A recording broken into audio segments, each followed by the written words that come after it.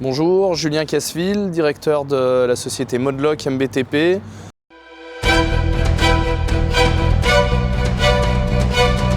Modlock, c'est aujourd'hui 6 agences sur le Rhône-Alpes, donc Isère, Savoie et une nouvelle agence dans le Rhône. Une quarantaine de collaborateurs pour 1200 matériels à la location.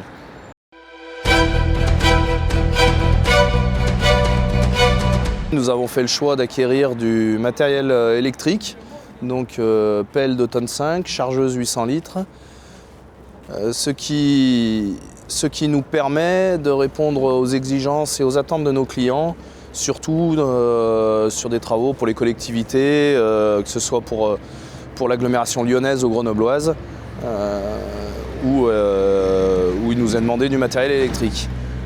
Ça permet également de répondre à d'autres exigences qui peuvent être des négociants en matériaux, etc.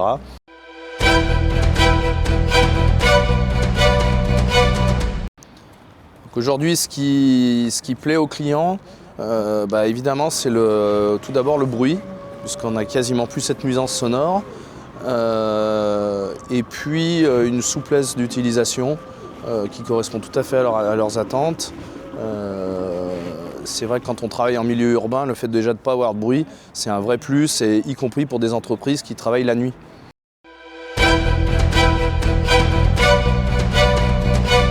Perceval, commercial paillant de l'Isère.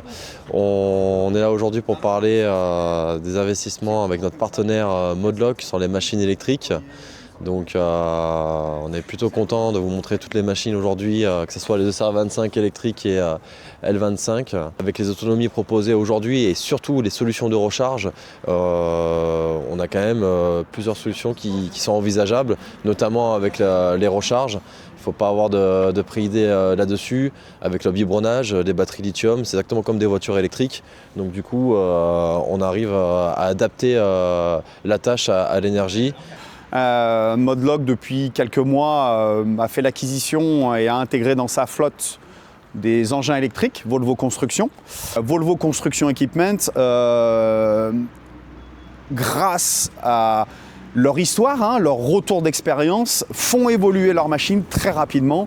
Et donc, on va aller jouer sur ce point-là, qui est l'autonomie, qui est stratégique. Et donc, avec des versions 2 ou version 3 de machines qui arrivent sur le marché avec des autonomies doublées, où là, on va avoir accès facilement à des journées de travail complètes avec le matériel électrique et on ne se posera plus la question, va-t-elle tomber en panne de batterie, etc. Voilà. Donc on évolue très rapidement.